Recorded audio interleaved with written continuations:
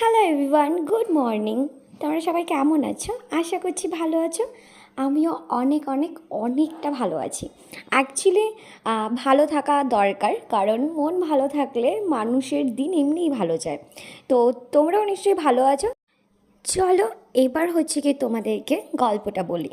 আসলে গল্প সেরকম কোনো কিছুই নয়। গল্পটা হচ্ছে গিয়ে জাস্ট আজকে একটু বেরোবো আমরা।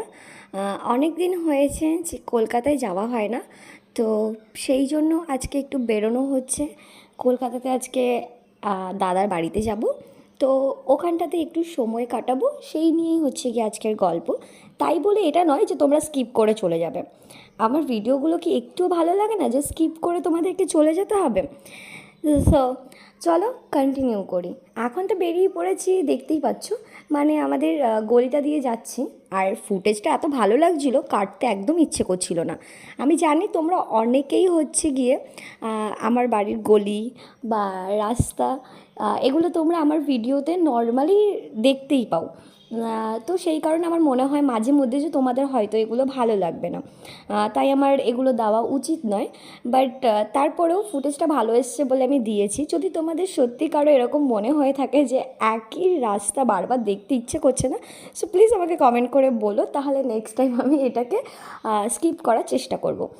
সো চলো, যেটা হচ্ছে গিয়ে ব্যাপার, ওই যে রেডি হয়ে আমি রাস্তায় চলে এসেছি। বাট এতক্ষণ ধরে এত তাড়া দিচ্ছে, কিন্তু রাস্তায় এসে দেখি যে নেই। বাট এই দিক দিয়ে আমাকে জাস্ট পাস করে বেরিয়ে গেল গাড়িটা, মানে আমাকে দেখতেই পেলো না, এরকম একটা ব্যাপার ছিল, জাস্ট ইগনোর করে বেরিয়ে গেছে। তো তারপরে তো ওখান থেকে এই যে কল্যাণীর ওপর দিয়ে যাচ্ছি, আর এই মন্দিরটা আমার খুব ভালো লাগে।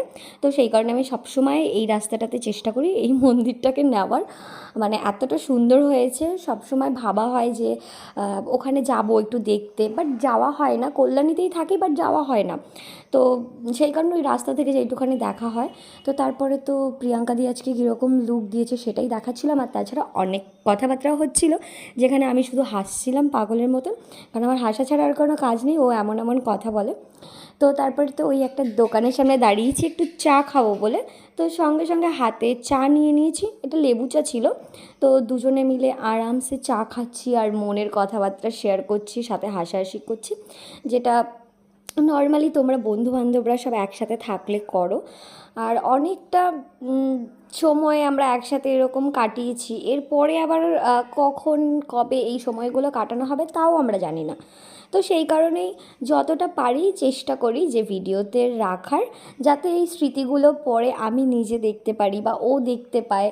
তো আমাদের দুজনেরই ভালো লাগবে, বা আমরা এইসব ব্যাপার নিয়ে আলোচনা করতে পারবো যে আমরা একসাথে কোথায় কোথায় গেছি, কী করেছি না করেছি। তো তারপরে তো ওখান থেকে বেরিয়ে এখন দেখতেই পাচ্ছ রাস্তার দিকে যাচ্ছি, আর সামনের দিক থেকে আমার খুব ভালোও লাগছিলো রোডটা। বাট কী করবো, ওই যে আমি সাইডে বসে সবসময়, তো মাঝখান থেকে না নেওয়া হয় না। তো এগুলো আমাকে সব আমার বান্ধবী সব ফুটেজগুলো নিয়ে দেয়। তো তারপরে আমরা আমন্ত্রণে চলে এসেছি। এখানে অ্যাকচুয়ালি ভেবেছিলাম প্রথমে আমরা ভেতরে ঢুকে খাবো, বাট এত রোদ আর গরম না, তো সেই কারণে আমরা আর ভেতরে খাইনি। আমরা গাড়িতেই বসেছিলাম আর পার্সেল নিয়ে নিচ্ছিলাম, যাতে আমরা এটা দাদার বাড়িতে গিয়ে সবাই খেতে পারি। এতটা গরম পড়ছে তোমরাও নিশ্চয়ই বুঝতে পারছো। মাঝে মধ্যে একটু হালকা পাতলা বৃষ্টি হলে কিন্তু খুব ভালোই হয়। তো এই যে দেখতে পাচ্ছ এক গাদা প্যাকেট নিয়ে নিয়ে সব বসে আছে। তা আমি ভাবছিলাম দেখাবো, তো ও বলছে যে তাহলে আমার হাতেরটাও নিয়ে নে। আর এত গরমে এনার যা তাড়াহুড়ো, বাপরে বাপ! মানে কতক্ষণে রুমে এসে এসির হাওয়া খাবে সেই চিন্তায়। তো সব তো এসির সামনে বসে আছে, বসে বসে টিভি দেখছে, দেখতেই পাচ্ছ। আমিও সাথে সাথে একটুখানি টিভিতে গান শুনছিলাম আর তোমাদেরকে ফুটেজগুলো শেয়ার করছিলাম।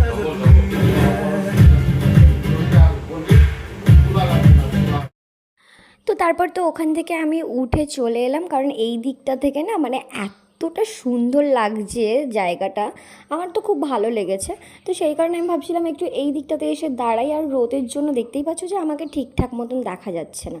যাই হোক, চলো এবার একটু খাওয়া দাওয়া করে নিই, আর পরের ভিডিও নিয়ে আবার চলে আসবো।